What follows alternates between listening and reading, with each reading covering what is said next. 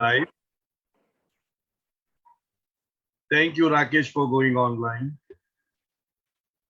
I was supposed to come to the center. Whole day I was at Thane Court and I was to come straight from there, but then Soumya all of a sudden, took ill, so I had to come back or rush back here. All right, we are 5:30. Jai Baba. Jai Baba. Nothing is real but God. Nothing matters but love for God. God is the only reality. All else that seems real is illusory. God and I are one. Meher Baba. Avatar Meher Baba ki jai. Thanks to beloved Baba, Jai Baba to all of you. We are meeting digitally to read the eternal calendar. Today Soumya is not there to read the calendar, so I will only read and explain. This is April the 8th.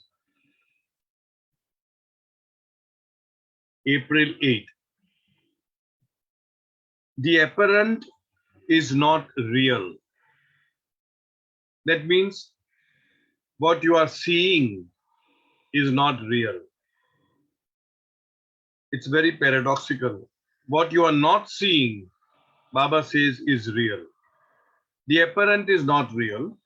Under many of life's complicated problems are hidden some of the simplest truths which the veil of ignorance obscures from human vision.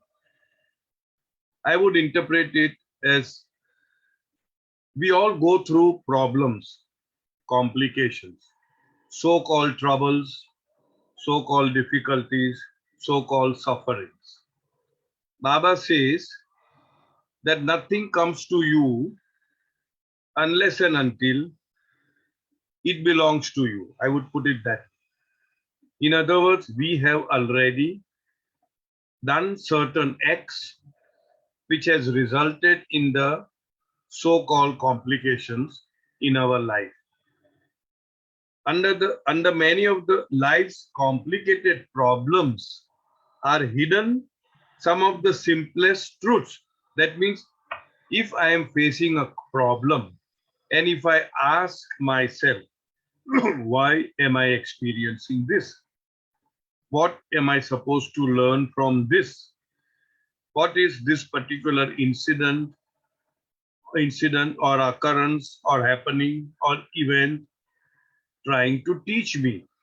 When we do this, then we tear open the complications or the problems and dive deep within the solutions which are very simple and which are available to us if we only have the awareness of knowing it.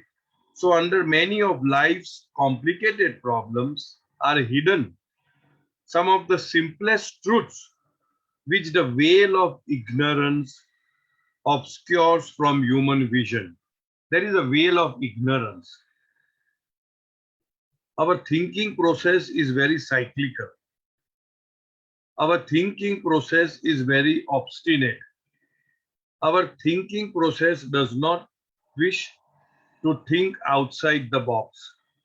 Our thinking process only thinks in one particular way or very few particular ways.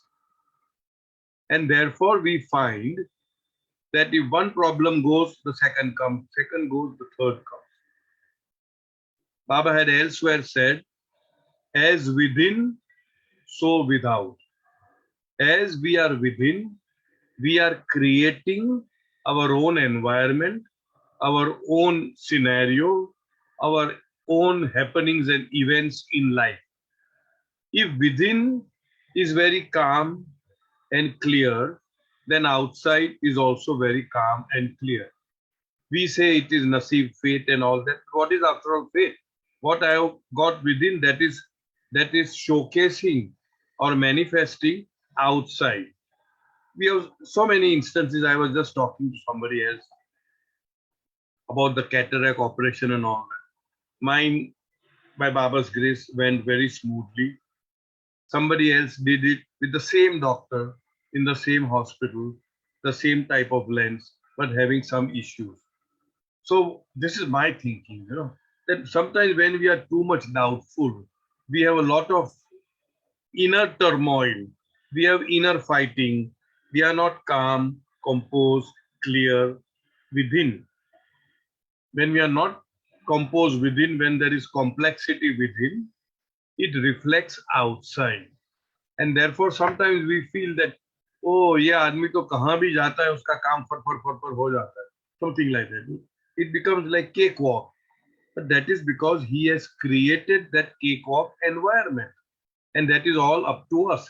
So Baba says that the truths are hidden within, which the veil of ignorance obscures from human vision. We do not want to think of every incident that is happening to us very dispassionately, very objectively, and see what it is going to teach us. We move in circles. We are very reactive in our thinking process. We are not creative. We don't respond to each individual situation that arises on the consciousness of our soul independently, dispassionately, without any attachment. But we are so enmeshed in our own thinking process, that is what we call as obstinate ignorance. We are ignorant. The solution is available, but we are so obstinate that we want to follow one pattern of solution rather than seeing it in a different light. This is how I would interpret this particular session. Distance, now, as I had said earlier, sometimes the second message is not connected or associated with the first one. So here it is, distance between a drop here and a drop there in the ocean makes no difference to each drop's relationship to the ocean.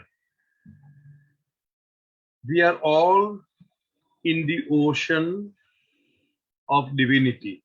We are all divine. We cannot not be divine. We are all in the ocean of bliss, all in the ocean of love. But because of ignorance, we have created a bubble and we find ourselves as the drop within the ocean. But Baba says that this ocean is not only infinite and eternal, it is also indivisible, cannot be divided. And Baba says that God is indivisibly in every drop. Try to imagine. God is indivisibly. It is not that a small portion of God's infinite knowledge and power and bliss and love and whatever is in that. No, it's not that. Everything is in it. But because we are circumscribed by the drop of ignorance, the bubble of ignorance, the bubble of mind, I think myself as finite, limited, helpless, hopeless. But in truth, Baba says, I am indivisibly in each one. Try to understand that concept. It is not that he's a part, he's only a part in the drop is not, but the ocean is. That means the drop is only apparent, but the ocean is a reality. So here we end April 8th. Any questions, you can raise your hands and let me know. Now we go to April 9th. This is the photograph. April 9th. The traversing of the spiritual path. Traversing, traveling, walking on. The spiritual path. Spiritual path, involutionary journey. Antrik journey. The journey or the path to God realization. That is the spiritual path. And that starts with the first plane of consciousness. And the first plane starts when all our gross samskaras are spent, utilized, experienced. The traversing of the spiritual path consists in the undoing of the results of the false working of imagination. I'll break the sentence. What is the meaning of walking on the spiritual path? At one place, Baba says, there is no walking, there is no journeying going from one place to another. What is path is, I am full of garbage, samskaras, impression. When after several thappars, reincarnation thappars, I am able to wean away from the gross samskaras, impressions, then what I become is a subtle, conscious human being. When I become a subtle, conscious human being, I am supposedly walking the spiritual path. But Baba says that there is no such thing as spiritual path. What will Baba say? Path consists of the undoing. That means undo, reverse, opposite. Undoing of the results of the false working of the imagination. All that we have been doing so far is false thinking, false imagination, which makes us feel, and that when I say us, it obviously includes me. First, false thinking is I am born. Baba says nobody is born, nobody dies. But the second thing is okay, let's say I am an Asian, I am an Indian, I am born in Bombay, I am a male, I belong to a Zoroastrian community, or whatever. All these are false thinking of the imagination. So undoing the results of the false thinking of imagination paves the way to walking the spiritual path. I'll repeat what is Baba saying. The traversing of the spiritual path consists in the undoing of the results of the false working of imagination, or the dropping of the several folds of the veil. Veil ke upar, veil ke, there are veils, there are veil, gross, subtle. Subtle has another first, second, third plane. Then fourth is like a threshold between the subtle and the mental. Then fifth and sixth is the mental. They are all veils, they are all imagination. Dropping of the several folds of the veil, which has created a sense of unassailable separateness. It has created separateness. You and I are separate. We are all different. Unassailable. That means it is so strong. It is so secure against any kind of attack. Unassailable. That which cannot be assailed. That which cannot be conquered. That way. What is cannot be conquered? My separateness. I am so deeply entrenched in the thoughts, feelings, emotions that I am separate from the rest of the world. So that is false thinking. That's what Baba said. Which has created the sense of unassailable separateness and unredeemable isolation. Unredeemable, that which cannot be redeemed, that which cannot be restored, that which cannot be recovered, unredeemed. Isolation. Isolation, not in the sense of going into the mountain, but as separation. I am isolated from all of life. One, there is me, and another, there is the rest of the world. That is the common man's thinking, which Baba says is false thinking. And once this false thinking is reversed, then you will start walking or traversing the spiritual path. I'll repeat the sentence again, then it will make sense.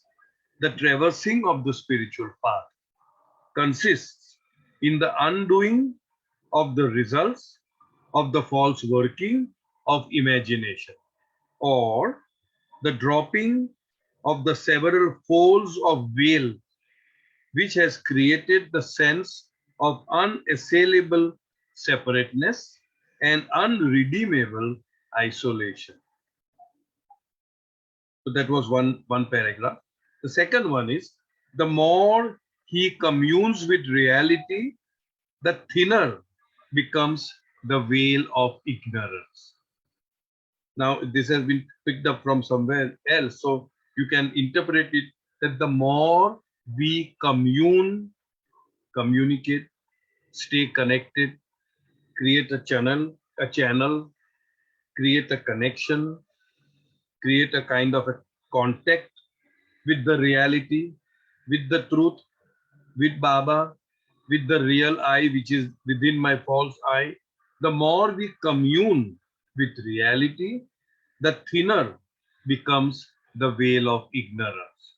So here I would interpret that like how I had said this when in a Delhi session, that Upasni Maharaj would say, do your duties, fulfill your responsibilities, and the rest of the time be immersed in the thought of God.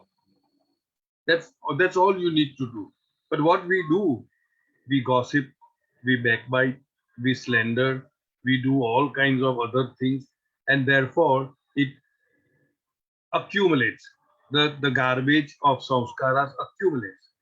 So if you want to really weed out all that kachra and the garbage, the solution, what Baba says is, the more you commune with reality, stay connected, talk to Baba within your heart, constantly chat. We do all lots of chatting on whatever WhatsApp and Twitter or whatever people do.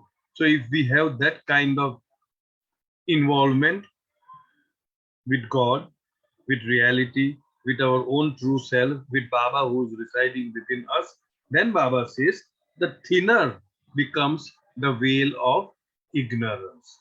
So that was April 9th. Now we come to, oh, sorry, April 10th. This is April 10th. Photograph. I don't know if it is clear, but I just want to show you. April 10th. Give up all forms of parrotry. Parrotry, parrot. I'm a man, I'm a man, I'm a man. Baba had said in one of the discourses in reference to people who follow the Vedic, Advait, that everything is one, all are one. Agreed, everything is one. But are we experiencing that? So there's no sense in parroting that. But if along with parroting, if we practice that, then maybe something will work out. So Baba says, give up all forms of parroting. Start practicing what you truly feel to be true and justly to be just. In other words, one has to, again here, develop a sense of intuition, a sense of connection with the inner voice, to get connected with our true self, and instead of just following like a herd mentality, everybody is doing this, so let us do. No. Ask yourself, is this just? Is this true? Would it make me feel better? Would it please Baba? So Baba says, whatever you truly feel to be true and justly to be just. So do that. Start practicing. That's what Baba says. Do not make a show of your faith and beliefs. Baba was against showing off your faith and beliefs. Baba was very much, Baba would say, that love should be such, like it should be like fire, but no smoke should escape. That means no dikhawa, no show, no dhong about how much you love Baba or how much you love God. So Baba says, do not make a show of your faith and beliefs. You have not to give up your religion. Baba has never ever advised people to give up any religion. Because religion, Baba says elsewhere, the real task, words to the effect, the real task of the religion, any religion, is to create love for God, is to create longing to see God and become one with him. That is the main role of religion. Everything else about religion is an exercise in rites and rituals, karmakand, right? And that is why Baba had said that if you follow even the karmakand and the shariat with understanding, with purity of the heart, with sincerity, with honesty, then that same shariat will take you to tariqat. Tariqat means the inner spiritual path. But you have to do it sincerely and not superfluously. And as you traverse the inner spiritual path, tariqat, you get what is known as marifat. Marifat means gnosis. Gnosis means inner knowledge. Inner knowledge means knowledge of the truth, but not the truth, because that is knowledge of the path, you can say, marifat. And as you walk further, you reach what Baba calls hakikat. Hakikat means the truth or the reality. So this is the step. Shariat, tariqat, marifat, hakikat. But most of us, Baba says, 99% of the people are only entwined in Sharia. They think that that is the be all and end all of religion. And people are not to be blamed because the religious teachers, pandits, pujaris, masters, priests, dastus, whatever, they themselves are not on tariqat. They themselves do not know anything beyond the Shariat, and therefore they keep people bound in that only. Apart from the fear psychosis that they instill, that's a different thing. That if you don't do this, this will happen, that will happen. Okay, so here Baba says, do not make a show of your faith and belief. You have not to give up your religion, but give up clinging to the husk, the outer shell, husk of mere ritual and ceremony. So ritual and ceremony are the husk, and the core or the crux or the kernel is this what Baba says, love for God, longing to see Him, longing to become one with Him. To get to the fundamental core of truth underlying all religions, the fundamental core of the truth of all religions, one and the same. But to get to that, Baba says, to get to the fundamental core of truth underlying all religions, reach beyond religion. You have to jump over or go beyond the religion which is being taught today. In other words, you have to graduate yourself into a spiritual being rather than being circumscribed by the rites and rituals or rituals and ceremonies of any particular religion. So that was April 10. Any questions so far? Great. Now we come to April 11. Baba is holding a small puppy. I don't remember the name. I knew, but now I've forgotten. All right. Every night when you go to bed, just for 1 minute, think of me. Now, as I always say, Baba's messages are very contextual. You cannot generalize it. This must have been said in one of the Savas programs. At times, Baba says, that wear me, like how you wear clothes and then forget about me. And sometimes he would say, think of me for 5 minutes. Baba, I am offering you everything, every thought, word, and action, like that. So at different times, at different places, Baba has given us these, what can I say, the key, how to remember him. So in this particular instance, Baba says, every night when you go to bed, just for 1 minute, think of me. But do not think of me as you see me now. So obviously Baba must be in some Savas program. And what you are seeing me is only the coat, is only the cloak, is only the body. Don't see me like that. That's what Baba is trying to say. But do not think of me as you see me now. think of me as I really am. Now, it's very difficult to conceptualize Baba as the infinite ocean of love, of bliss, of knowledge. Very difficult to conceptualize. So Baba says, whatever you do, now this is another sentence. Whatever you do, leave everything to me, good or bad. Baba, time and time again, is trying to inculcate this thought within us that you are not the doer, that it is Baba who is doing through you.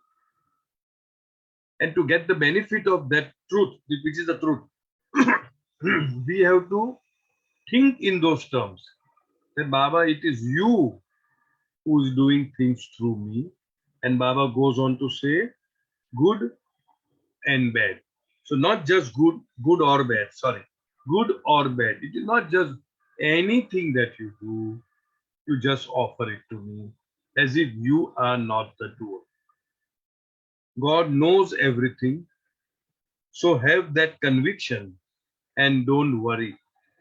It is I who put the words into your heart.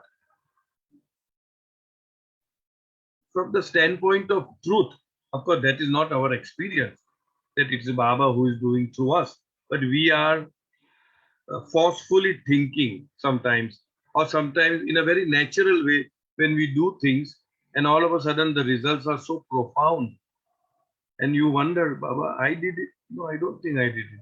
It is you, only you can do it. Because when you try to replicate that, let me see now, let me do it again. You can't do it. That means you had really given up to Baba. You have really surrendered to Baba. You have really told Baba, Baba, take charge. Baba, take over. I can't manage it. And he has taken over. And the work is done beautifully well. And you are not supposed to, claim the praise of all that because it is Baba who has done it. So here Baba says that have that conviction and don't worry, it is I who put the words into your heart. Maybe it is somebody was asked to speak something in some Baba Savas or Baba program and said, don't worry, just speak whatever comes to you. And remember, have that conviction that I am the one who's speaking through you.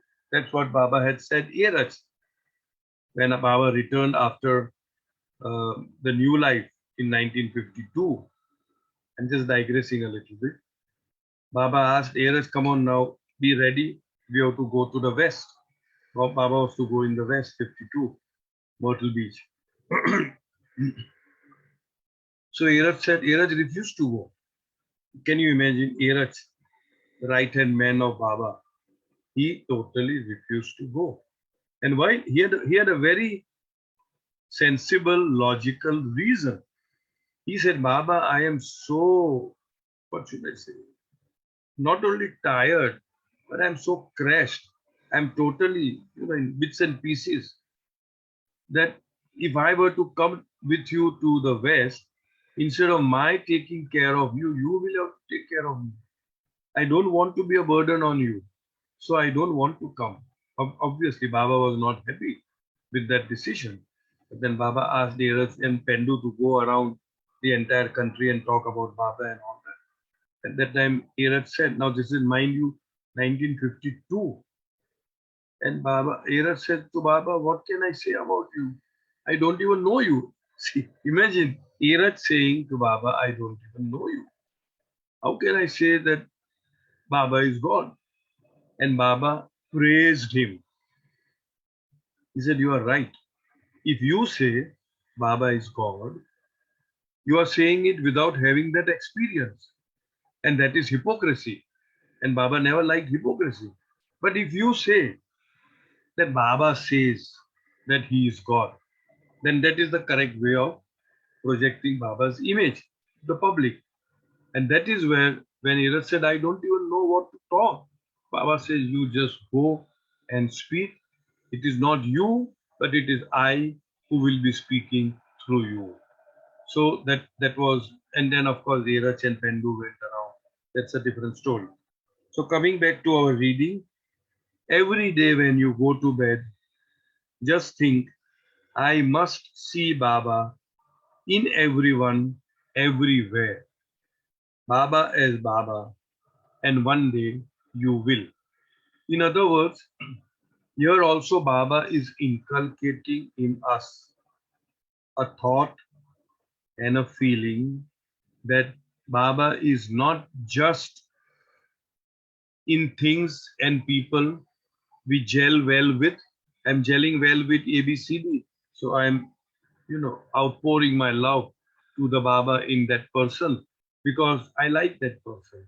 We vibe well. The vibrations are matching, etc., etc. The energy levels are at the same level. You see, but Baba says that I am in everyone and everything, and to love those whom you cannot love is to love me as I should be loved. A very tall order.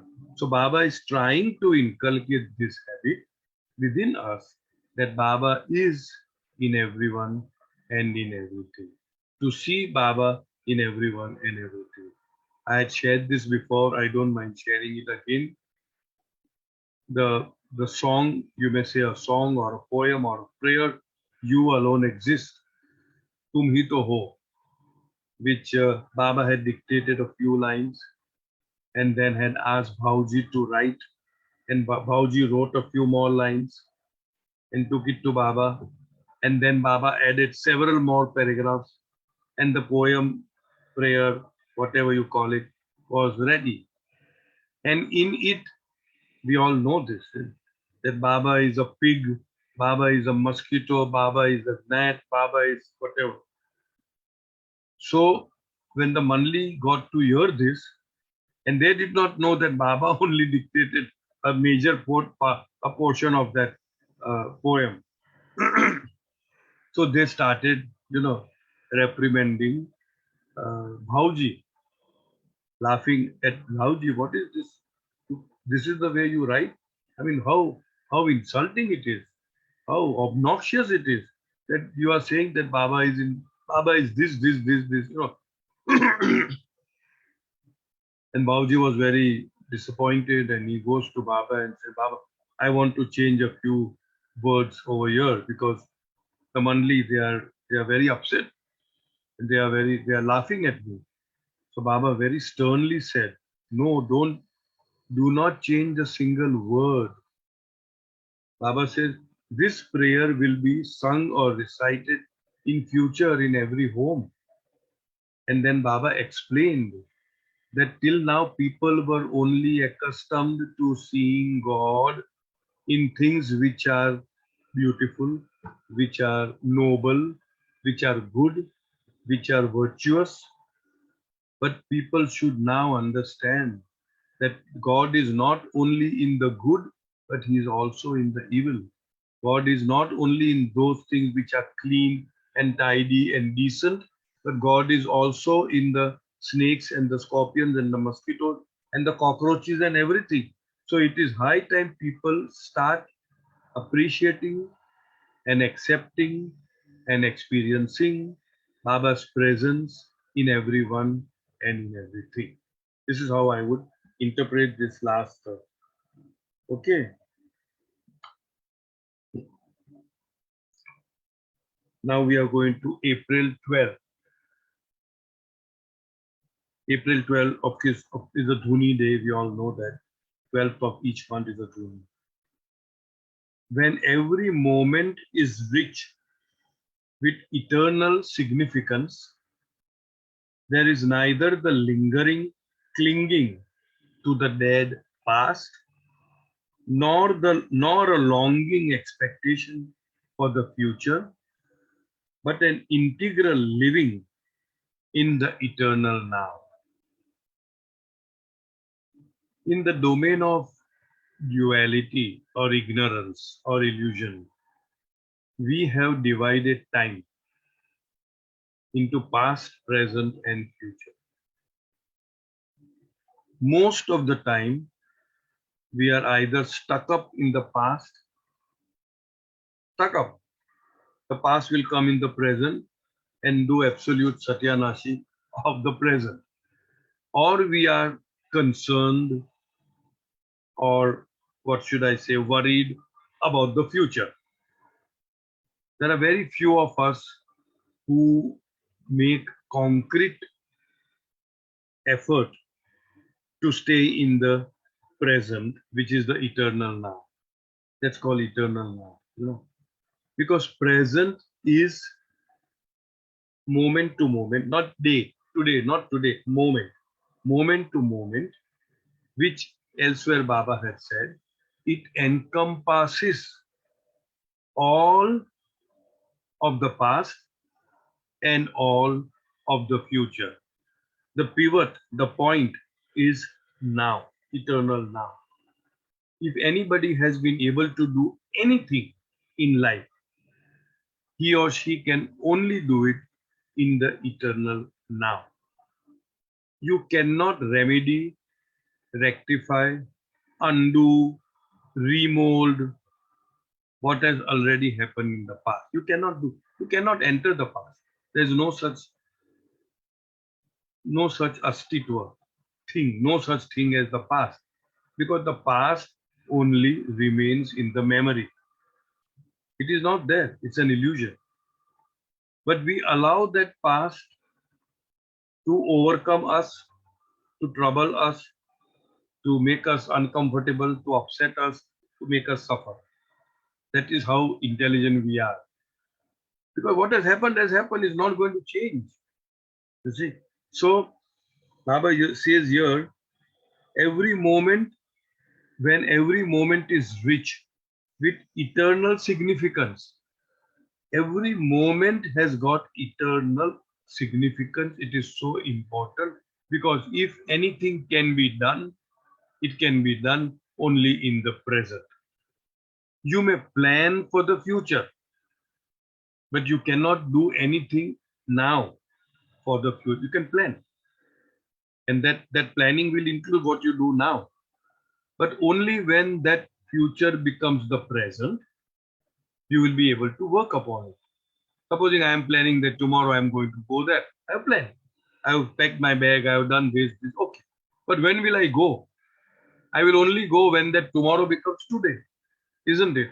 So here Baba says, with every when every moment is rich with eternal significance, that means if we give sufficient importance and significance to every single moment in our life, then there is neither the lingering clinging of the dead past. You don't cling on to the dead past. Past has its role to play, rather had its role to play when it was the present, but now it is past. It is important to learn lessons from the past. Past can be a springboard for us to learn something, but you can't cling to the dead past. It may be a good past, very beautiful past, beautiful days, those what we call those were the days or good old days. But how is it going to help you with clinging? So Baba says there is neither the lingering clinging to the dead past, because most people, if you can bring the joys and the happiness of the past and replicate that in the present, then the past has served its purpose. But most of us will not replicate in the present, but compare it with the past. Oh, how beautiful those days. I used to do then, we used to have fun. And in other words, you are comparing those who are very good days, today's days, good for nothing, hopeless. How beautiful the world was. People were so nice. People were so kind. Whatever, blah, blah. Right? But that is only spoiling your present. But if you are bringing the goodness of the past and trying to replicate it, nothing wrong. Or something wrong has happened, something drastic, something which has really shattered you. But we were shattered in the past. Why do you bring that shattering in the present? The present, am I shattered now? No. I may have been shattered in that present, which has now become the past. But why do I pull it? Why do I have a connection or a link from the past in the present and then brood over it and cry over it and spoil my beautiful present? I hope I'm able to convey. So it's very important that we understand that the past is gone, dead and gone. Baba uses the word lingering, clinging to the dead past. It is dead. It is gone. You can't make it alive. You can't make it present. It's gone. What has gone has to be left. Only then you can live in the present. Like how if you have to climb a ladder and I'm so much attached to the lower rung of the ladder that I'm hooking my toes inside and I want that rung of the ladder and I want to climb up. Impossible. I have to let go that rung, only then I can climb. So we have to let go our past, only then we can make some beautiful changes, alterations, modifications in the present. I'll repeat the whole. When every moment is rich with eternal significance, there is neither the lingering clinging to the dead past nor a longing expectation for the future, but an integral living in the eternal now. We are supposed to be integrally living in the present moment rather than lingering and clinging on to the dead past or longingly expect something to happen in the future. My limited intellect tells, because somebody had asked this question, what is wrong in expectations? I, with my so-called imagination, said there are two kinds of expectations. One is the expectation which motivates us, which makes us enthusiastic to do a certain thing, which triggers us, which gives us joy. That is one expectation, which is good, that is positive. The other expectation is that if you do not reach that result or expectation, you crash. You say, I'm good for nothing, I'm hopeless, I've always failed. Any amount of effort that I make, I just can't reach the goal, blah blah. So that expectation is harmful, it is negative. The other expectation is positive, it is full of life, it is vibrant, right? It is giving us enthusiasm to reach a certain goal or do a certain thing. That's fine. But at the back of the mind, you must have that particular wise thought that my job is to do the best I can and then leave the results to Baba. So if the results do not come according to my expectation, I'm okay. That is how Baba wanted it. That's fine. So when we do that, then we are able to live integrally in the present moment without the influence of either the lingering dead past or the large expectations of the future. So that is what it is. I'll read it again so that it makes sense. When every moment is rich with eternal significance. That means you have to contribute, you have to give significance to every moment in our life, which is the only real moment of life. If you sit and try to understand what is life, life is what is happening right now, not what has happened 5 minutes back, or not what is going to happen 1 minute later. No, life is exactly what is happening now. And if I give significance to it, if I give importance to it, if I jump into it, if I involve myself completely into it, then I am giving it what Baba calls eternal significance. When every moment is rich with eternal significance, there is neither the lingering, clinging to the dead past. The past is gone. You are so involved in the present that past doesn't bother to you. Gone. जाने दो. हो गया so हो गया. We call it रात गई बात गई. Finish it. Matter over. Nor a longing expectation for the future, but an integral living in the eternal now. Next paragraph. When life seems to be idle or empty, many people have this experience. I have got money, I have got wealth, I have got car, I have got house. Something empty, something meaningless, something boring, some kind of vacuum, some kind of void. I don't know, I can't pinpoint what is wrong, but I am not happy. Many people go through this phenomena.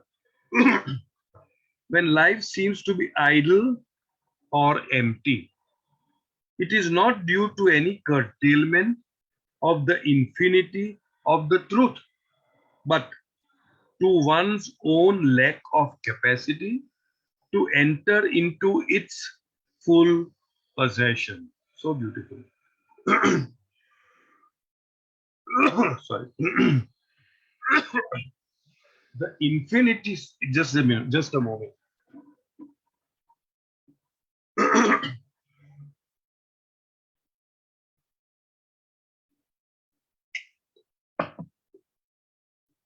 The infinity of the truth is infinite at all times. There is no gap, there is no ebb, low ebb, high tide, low tide, constant all the time, infinite. I'll just digress a little bit. I've shared this before. Once this happened in Merazad Hall, where Baba was sitting and a few Mandli were there, and Baba just hooky because Baba sometimes get a hooky. Asked them to say the arti, do my prayers, do this. So one hooky that he asked everybody over there sitting there, just for a few moments, close your eyes and visualize my image in front of your eye, what we call as the third eye or whatever. So everybody did that, closed their eyes. After a few moments, Baba slept. Everybody opened the eyes. He asked pointedly, Francis Brabazon, tell me, what was your experience? What did you experience? So Francis said, Baba, you come and go. Come and go. And Baba gave a brilliant reply. Baba said, it is not I who come and go. It is you who come and go. I am always there. I am always there. In other words, when at any point in time we feel absence of Baba in our life, we feel that Baba is not taking care of me. Baba is not watching over me. He doesn't have his nazar over me. He does not love me. Blah blah.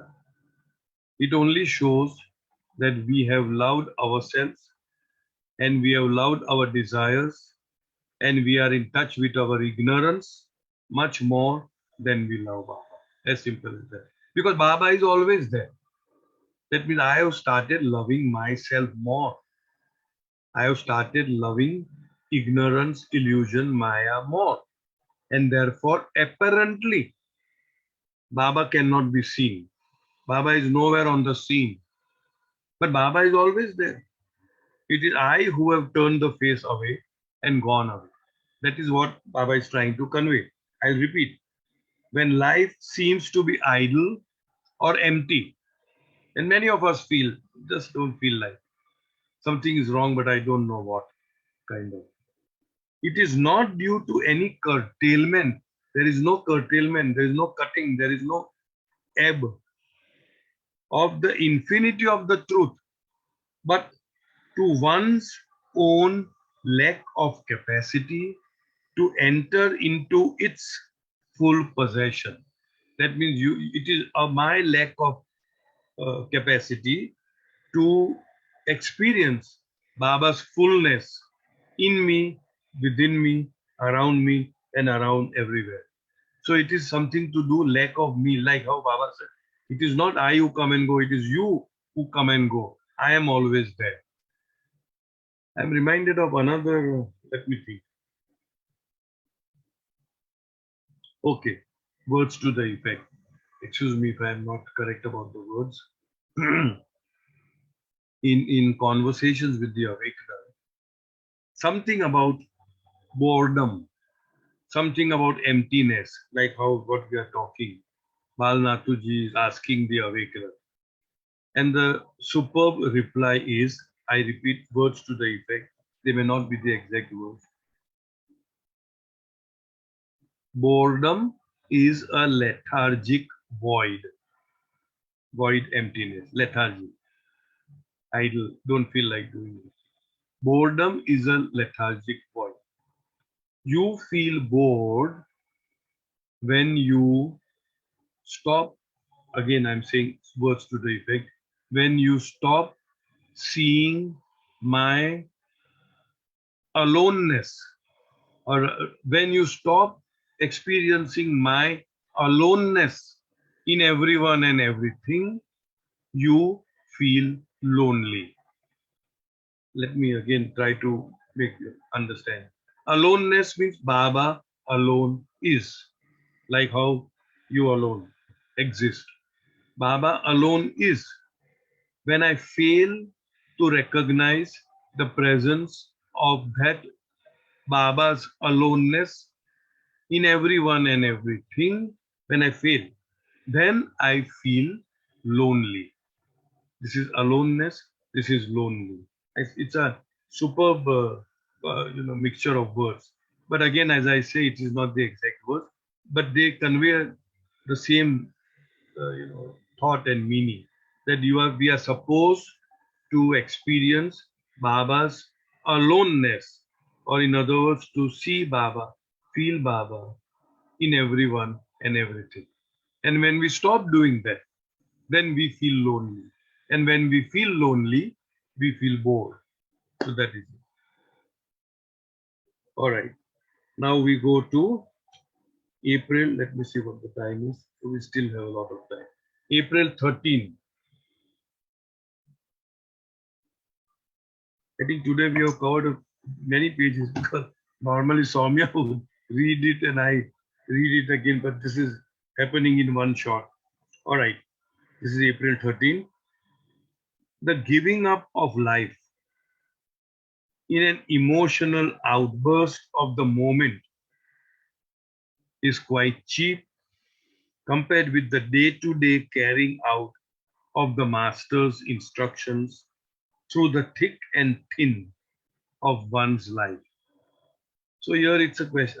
Again, maybe the Mandli is there, as I said, contextual. And Baba is saying that to be able to carry out my orders day in and day out is extremely difficult, more difficult than a sacrifice which somebody gives. In the spur of the moment, you do some very noble act.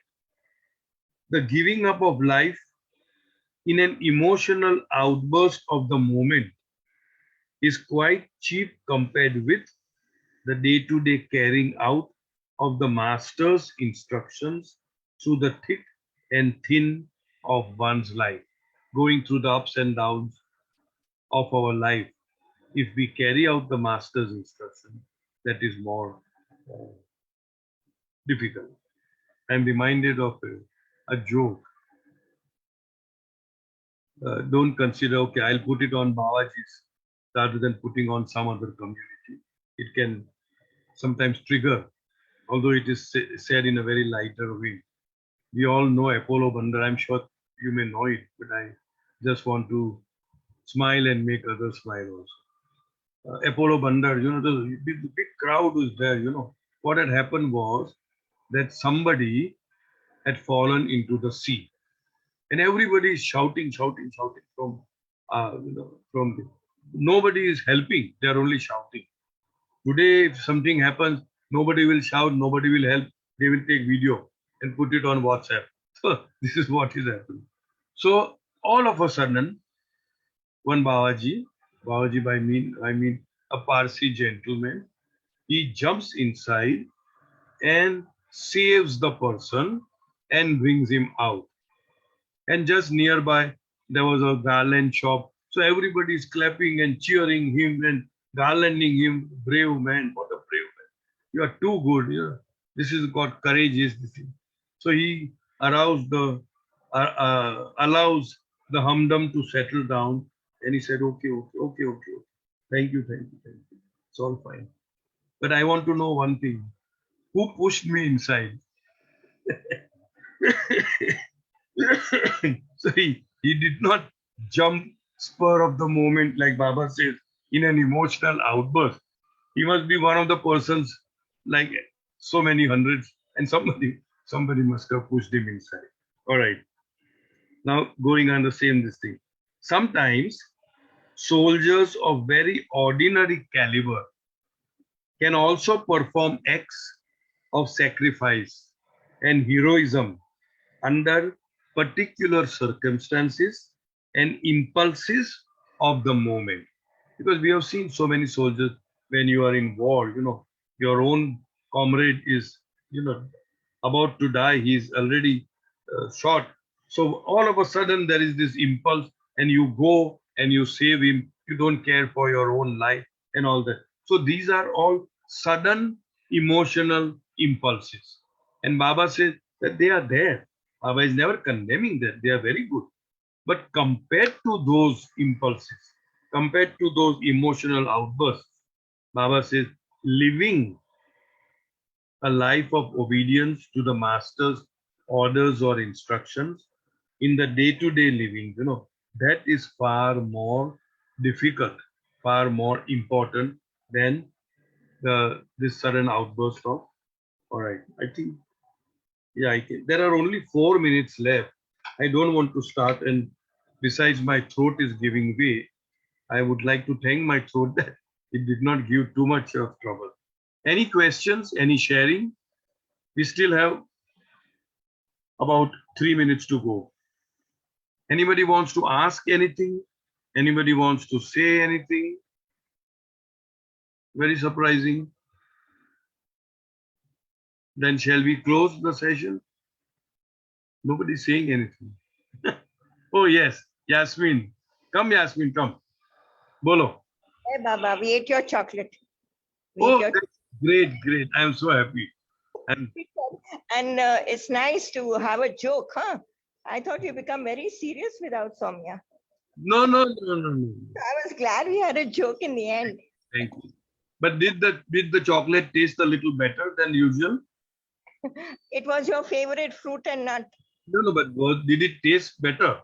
Why better? Because you got it from me, no? So my energy is there, no? Remember Okay. Okay. I'm glad you had it. Thank you, and I'm so thankful to you that you brought it.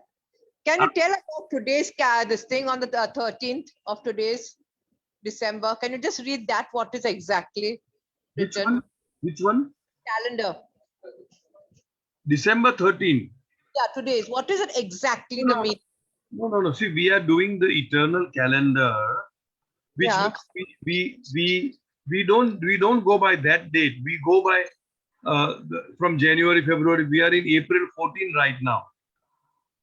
If you are asking what is on December 13th, I understand that today exactly.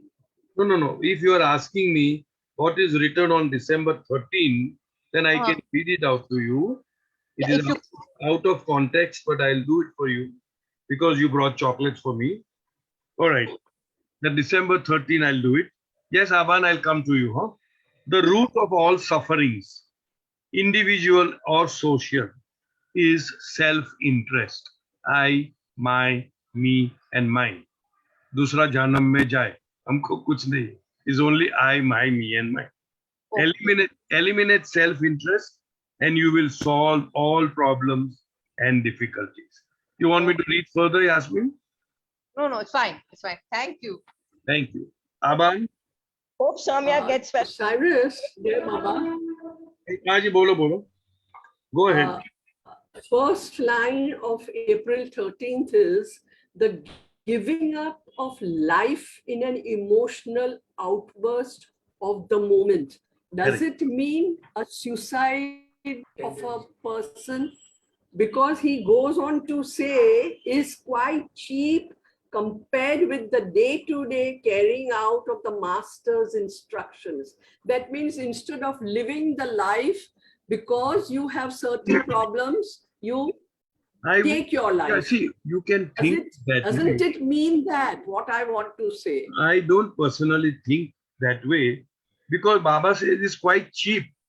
He's not condemning it. Otherwise, because he was never for suicide. Giving And up the of other thing, life. no, and the other thing is, in continuation of that paragraph, there is something to do with the sacrifice and heroism given by soldiers. So, in other words, I would like to link it with that kind of emotional outburst where you do some act of heroism, not just in the war front, but also in your day-to-day life. I don't think Baba meant suicide in this particular case. But what you are saying is also possible, but I don't think in this particular message that is what is implied, Aban. Because of two reasons. Because one, Okay. immediately following this, he's talking about soldiers. That means either on the war front or in the day-to-day living, when you do something which is very selfless, which is very good, which is very beneficial to others, is comparatively easier than following the master's order on a day-to-day basis. That's how I would look at it. Because Baba has always discouraged people Oh, by yes. taking life, because he says Right. it's a grave mistake which we do if instead of looking at to the difficulties that we have and finding solution, we take our life is a Right. real kindness, sort of, I- rather than brave thing. That And- is why I felt that he must be. Anyway, your I don't think. explanation is also Well, acceptable. see, the point is, As you say, mine is also. yes, Abha, we can also interpret it that way. I'm not saying no, but because immediately thereafter he talks about soldiers, I thought that is one thing. But good that you brought this point. I know I'm exceeding time, but yet because I do a little bit of counseling and all that, so there have been people who have lots of issues, sasu bahu and all that. Something which is emotional. That means something which is tied to the mind. And I give why I'm saying you can always advise. I give a simple, this thing that because of the fault of the mind, you are punishing the body. Try to understand. And your mind is going to continue even in the afterlife. Try to understand. You are destroying the body, which is not at fault at all. You are committing suicide or wanting to commit suicide because of some emotional outbursts, emotional, mental situations. It has to do with the mind. It has nothing to do with the body. So because of the problem with the mind, you are destroying the body, thinking that the problem of the mind will go away.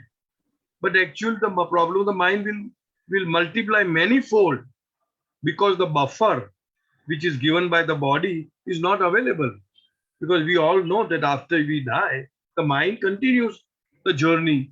So you will experience the worst of the hell, worse than the hell, if you do such a stupid thing. That's how I would generally. In the later lives. Yeah. Okay then. Thanks a lot. Thank you everybody. Thank you. Avtar Meher Baba. Thank you. Avatar. Meher